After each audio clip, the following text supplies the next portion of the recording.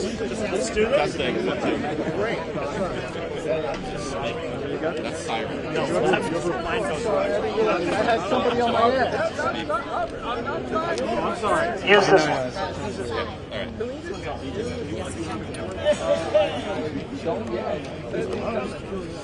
Dr. Mardani, how are you? You don't need the megaphone. Hello. We don't need the megaphone? No, we need the megaphone. Much better on the mic. It'll sound better. It'll sound better. In the back. What if I do this? Yes. Okay. We're going to point the megaphone up so that all our colleagues who are behind the news cameras can hear us. All right? All right. Professor Khalidi, would you like to start? Whoa. Sorry about that. We want to see your face, though. You want to see my face? How's that? And remember, these I appreciate the people back there. There's 200 of them. These cameras are 1 million people. I understand that. We know how it works. I understand that. I've been doing this. Need your name, please. Spell your name. Give me a break. Take the thing off and just hold the thing. My name is Rashid Khalidi. I'm the Edward Said Professor of Modern Arab Studies at Columbia University. I've been teaching here for a total of 22 years. When I was a student back in the 60s, we were told we were led by a bunch of outside agitators, by politicians nobody remembers the name of today. We were the conscience of this nation when we opposed the Vietnam War and racism back in 1968 and 1969 and 1970. The Vietnam War stopped because the people opposed it, and the people who led that were students. And the students who led that were here at Columbia and at Berkeley and a few other campuses on this fair Turtle Island. Students have been on the right side of history at Columbia and at other universities ever since the 1960s. We today honor the students who in 1968 opposed a genocidal, illegal, shameful war. Columbia University honors them. They're on the Columbia website. You can check it out yourself. 1968 is commemorated. One day, what our students did here will be commemorated in the same way. Yeah! They are and they were on the right side of history. And that will go down in history. That when the change finally came, and finally the American people who have already opposed this war, who have already opposed this genocide, are able to force their craven politicians to stop it, which we can do. The United States is part of this war. Every plane bombing Gaza is an American plane, F-16s, F-15s, F-35s. Every helicopter, Apache, is American. Every bomb drop is American. Those are our taxes. Those are our representatives. Shame on them. And shame on the administration of this university. They will go down in infamy for having done what they did the other night. Today, nobody remembers the names of the administrators and the trustees who ordered the police onto the Columbia campus on 1968. They have gone down in ignominy. So will these leaders, President Shafeet and the Board of Trustees. And the students will be remembered one day on a Columbia website as the people who helped change the course of this country. Together with the brave students up at CCNY, we should shout out to them. Together with the students at NYU, FIT, all over this country. What we are witnessing in terms of police repression is a tiny fraction of what people under occupation in Palestine have been experiencing for 56 years. The kettling, the checkpoints, the blockades, the police dragging students out. Many of them were injured last night. The lies, outside agitators. Wait until the numbers come out from one police plaza. They were all students. They were our students. And we are ashamed of our university for instead of continuing the negotiations that many faculty were happy to be part of, decided to bring in the NYPD.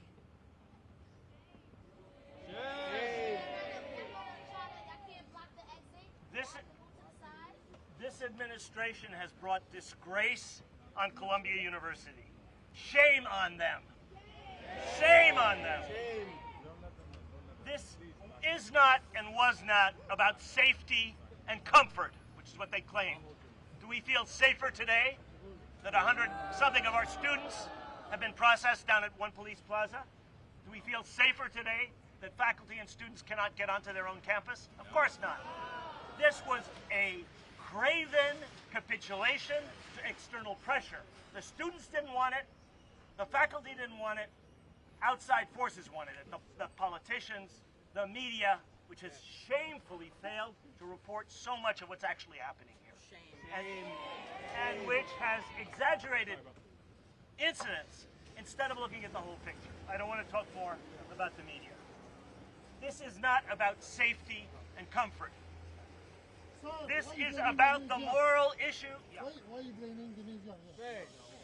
This is not about safety and comfort.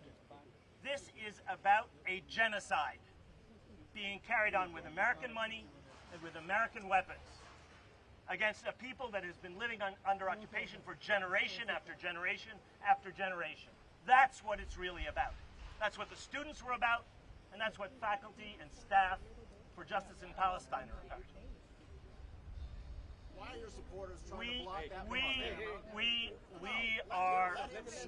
are faculty and staff who believe that our students should be safe. All of our students should be safe.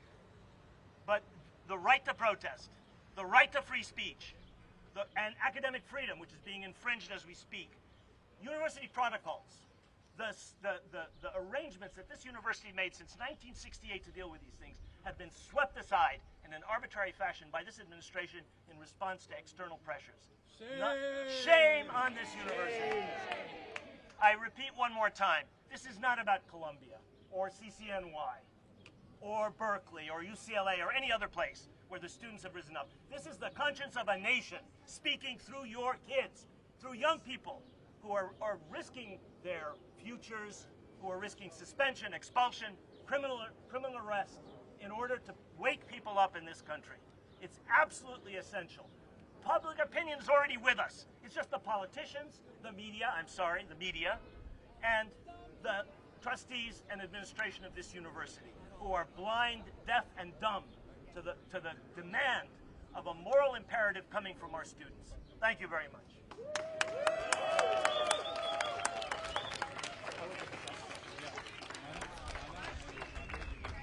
That's Rashid Khalidi. Thank you. Google it. You want to go?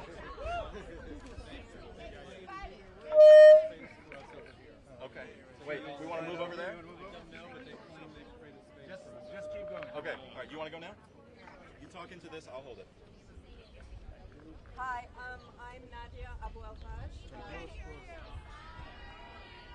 Hi, I'm a professor of anthropology here. I've also been here for about 20 years. I actually just want to talk about the process and what has gone on the last 2 weeks to kind of really clear the record from what the administration has been saying. Sorry, okay. So 2 weeks ago, about a little over 2 weeks ago, the same day that Minouche Shafi, the chairs of the board and the chair of the Columbia-appointed Task Force of Anti-Semitism testified before Congress. It was early that morning before they went that students set up an encampment. We found out about that encampment in the morning. The reason they timed it for when they did was because they knew that Shafi and the rest of them were going to throw them and everything they stood for under the bus. And she did. She never challenged the image of Columbia University as a cesspool of anti-Semitism. She never challenged the descriptions of those students as anti-Semites. She, in the meantime, threw faculty members by name under the bus and the entire principle of academic freedom and faculty governance under the bus. The next day, the police came in. It was she had promised Congress she would crack down, and she did. It was political theater for Congress. That didn't work. There was another encampment set up. So finally they decided maybe we should negotiate.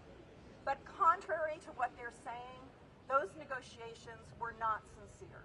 The people in the room may have been sincere, but the administration was jerking everybody around. They wouldn't give it. I'm going to give two examples. One is Monday night when they were given a deadline to unmake the encampment by 12 p.m. They were threatened by the negotiators that if they did not take the encampment apart, the National Guard would come in. The students were terrified, and one of the students decided to reach out to Hochul's office, and she said, or the office said, "We don't know what you're talking about. We have no intention of bringing the National Guard in." That is why the students walked away from negotiations that Monday night. Second, I want to say the final offer on the table had nothing reliable that the students felt that they could trust, which is fair enough. The administration has been untrustworthy all year. But more than that, the disciplinary consequences in the final draft were worse than the one in the penultimate draft. And the final thing I want to say is several of us yesterday, including the University Senate, spent all day trying to negotiate to get a handful of faculty back onto campus so that we could mediate and de-escalate the situation. They strung us along until we knew they were bringing the police in, and they had made the decision to bring the police in first thing yesterday morning. They have been lying all along, and they have refused to let faculty members who have relationships with these students step in and try and de-escalate and mediate for weeks now. Thank you. All right. Look, we've got more to say, but we're being asked for safety to move down the sidewalk. Could you all, cameras right here, move back so that the faculty can move, please? Elisa, can you come with us? We're going to relocate for the rest of this.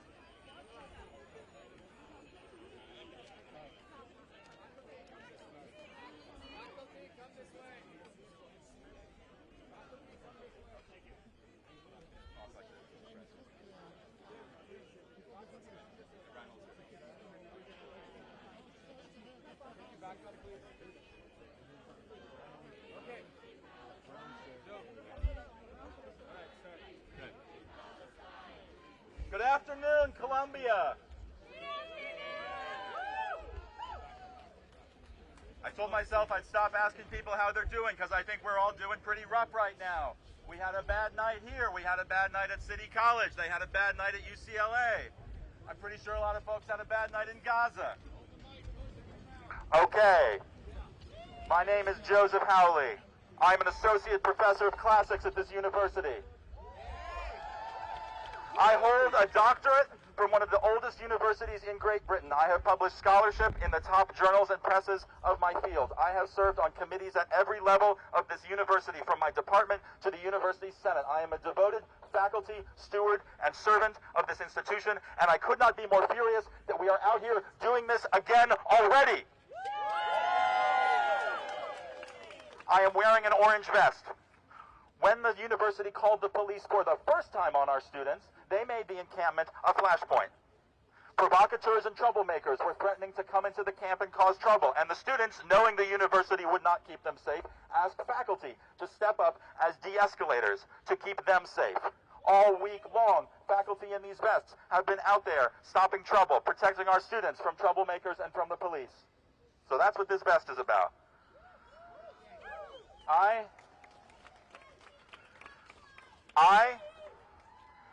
am a student of classical rhetoric, and so I will say three things.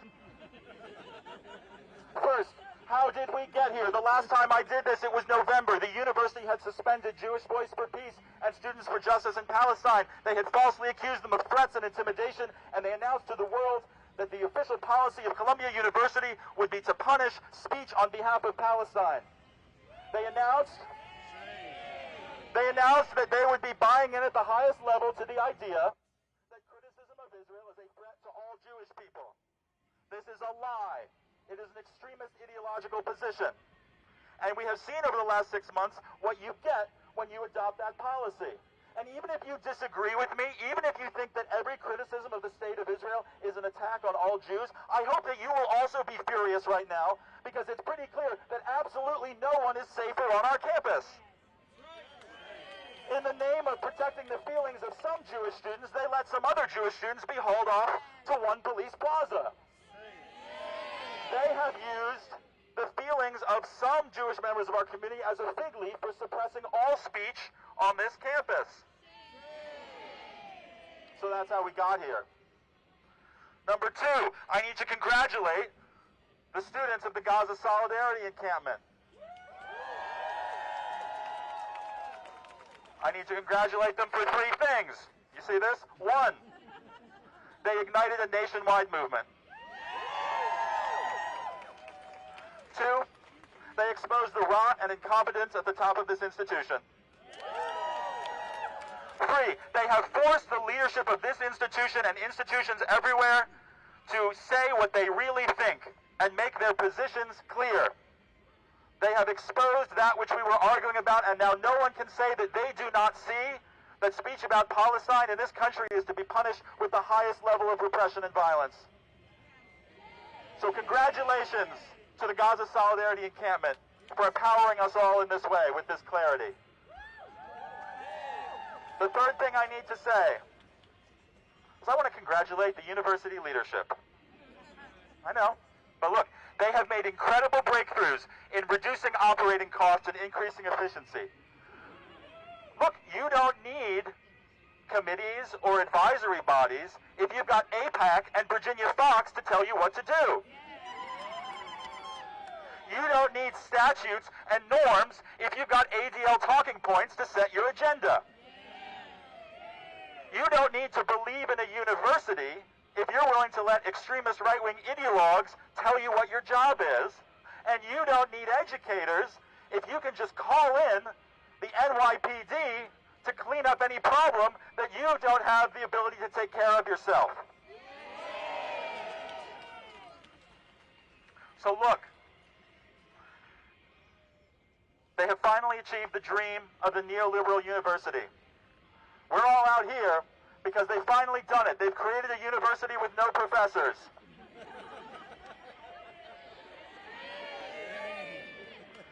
There is not a single university left in Gaza. And I bet a lot of you today feel like there is not a university left in Morningside Heights. But I want to tell you that there is. And it's right here on this sidewalk. The faculty, the staff, the students, we are the university. University leaders, they come and go. They disappear into history. When they're gone, we'll still be here doing the work of creating knowledge, of educating young people. We are the ones who are going to have to build the bridges they burned and pick up the pieces that they scattered all over the ground. And look, it's not going to be easy because we do not have a lot of friends. I only saw very few elected officials coming down here and actually talking to all of our students about what was going on. I want to shout out Jamal Bowen for actually talking to students in the camp and students outside the camp. I want to shout out Councilmember Salam for coming and actually seeing what was going on here. But I haven't seen our council member, and I haven't seen our congressman, and I haven't heard from our senators. We know our governor's not on our side. We know that the President of the United States is not on our side because he took time out of his busy schedule for the last 2 weeks to issue press release after press release about our students and their scary Arabic words, telling our university leaders to do exactly what they did last night. So we know the politicians don't have our back.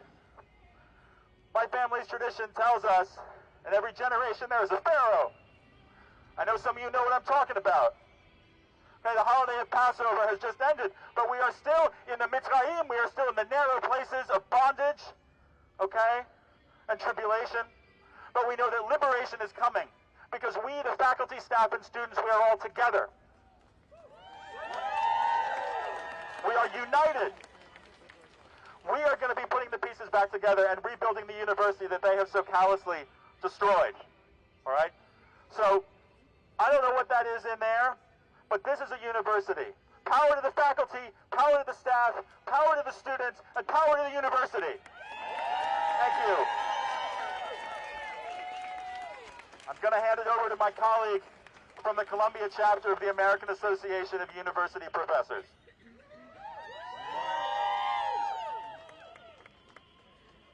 Hi, everybody.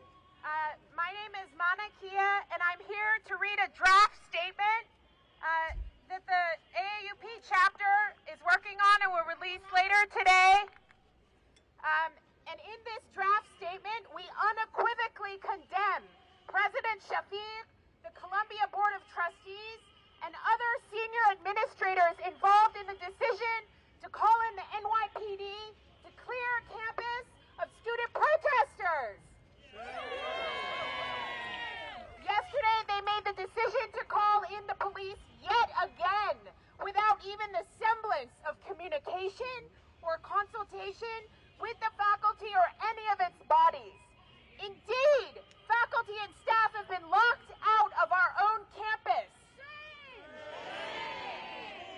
We have been excluded from participating in any attempts to arrive at a peaceful and just response to the demands of student protesters. The university administration chose not to include the Senate to participate in de-escalating what has resulted in a brutal police crackdown on our students, now shamefully witnessed by the whole world. I also find it ironic that the bipartisan U.S. Congress has pressured the administration to forego democratic processes. Armed police on campus, student arrests, and harsh discipline was not the only path through this crisis. In response to student protester demands, for instance, Brown University agreed to begin a process which includes students to bring divestment in companies connected to the Israeli military before its Board of Trustees in the fall. This resulted in peaceful disbanding of the encampment. That Columbia's administration has decided to circumvent democratic processes, to resort to violent arrests of students, and a militarized lockdown of our campus has irrevocably destroyed any trust between them and the students, staff, and faculty of this community. We strongly and emphatically declare no confidence in this administration.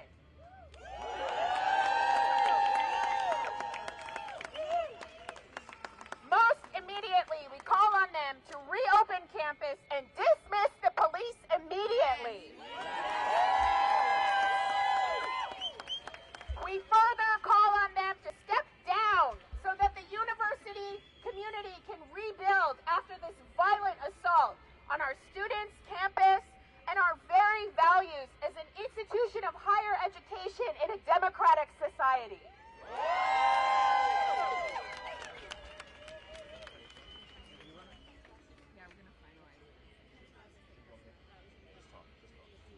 Hi, y'all. I'm a graduate student that was here last night. I want to thank y'all for showing up today.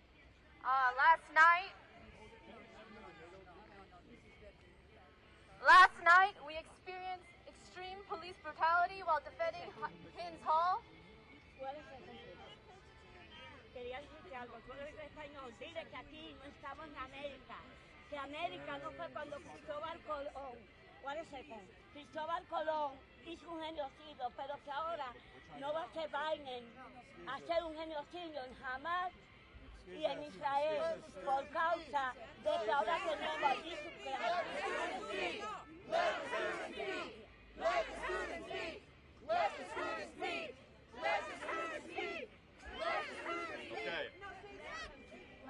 All right, before I was interrupted, so I'm a graduate student here at Teachers College. I was here last night. Last night we experienced extreme police brutality while defending Hins Hall. Despite our peaceful protest, the police ambushed us. We were tackled and beaten. My hands were handcuffed so tightly that even lifting my pinky caused extreme harm and excruciating pain. Nonetheless, our determination for the liberation of Palestine remains unshaken. Long live the Gaza Solidarity Encampment. Long live Hins Hall. Long live the student intifada. Palestine will... Woo! Palestine will be free.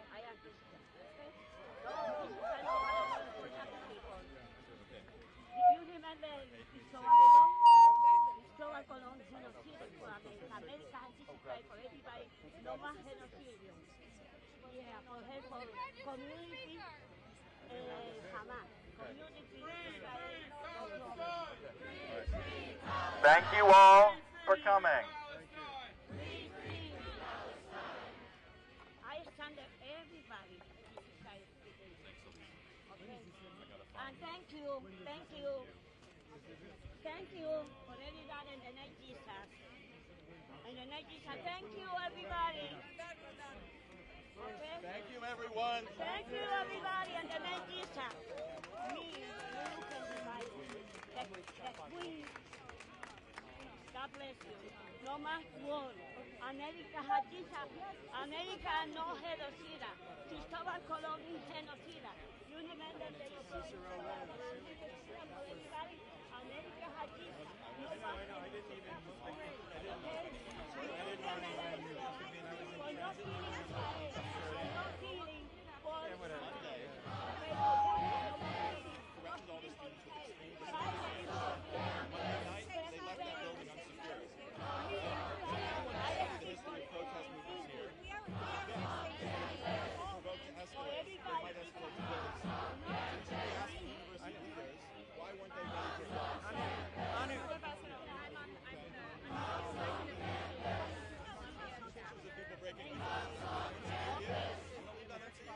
Okay.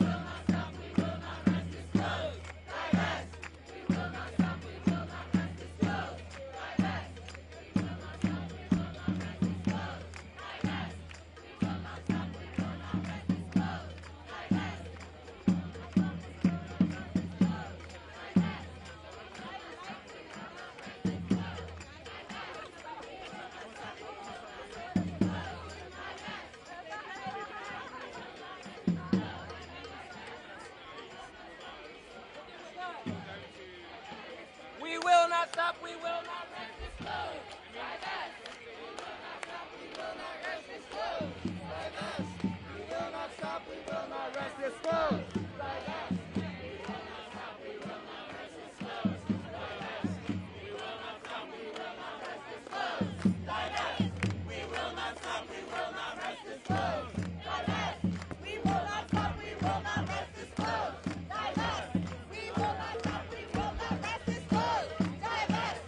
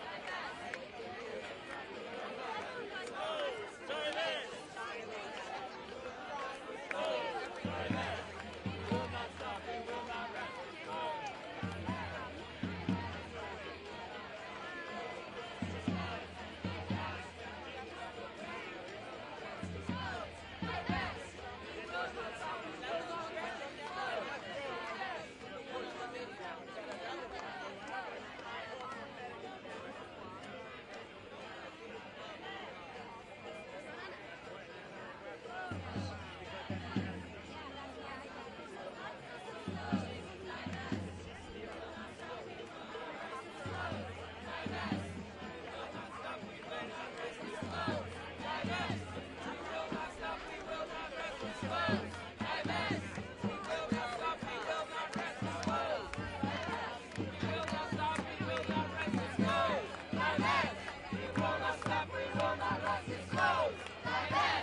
will not stop, we will not rest.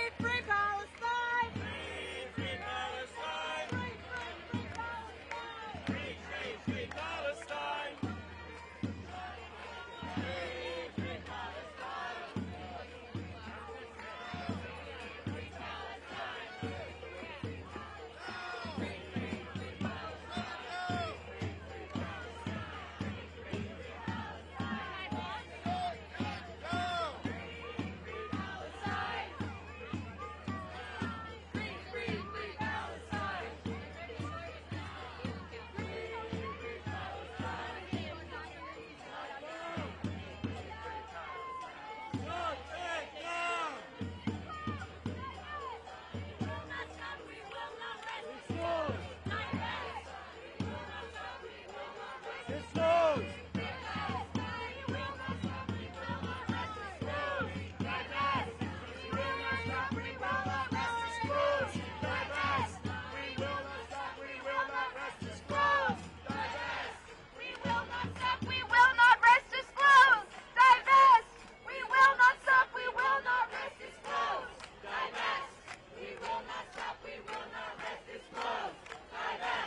We will not stop, we will not rest, disclose.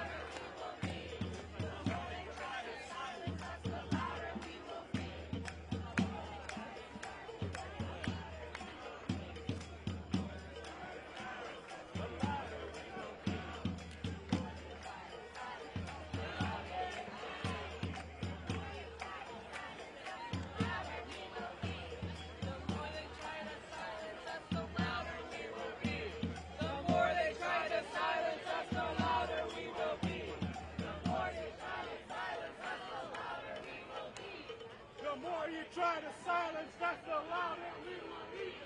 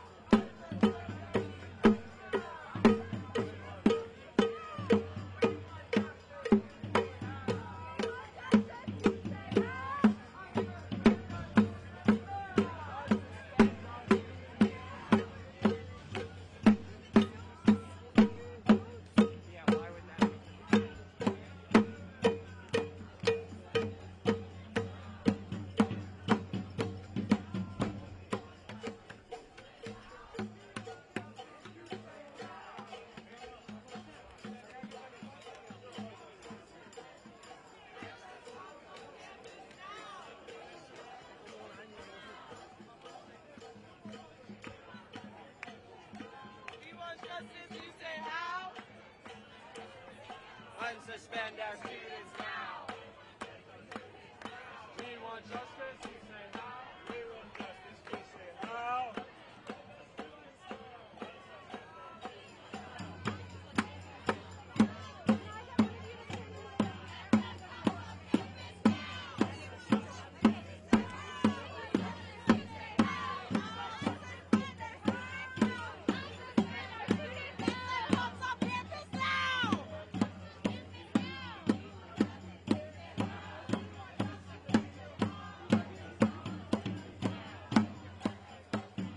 We want justice, you say how?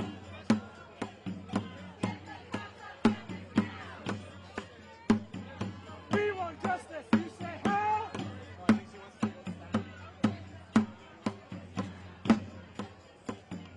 We want justice, you say how? Get the cops off campus now! Get the cops off campus now! We want justice, you say how?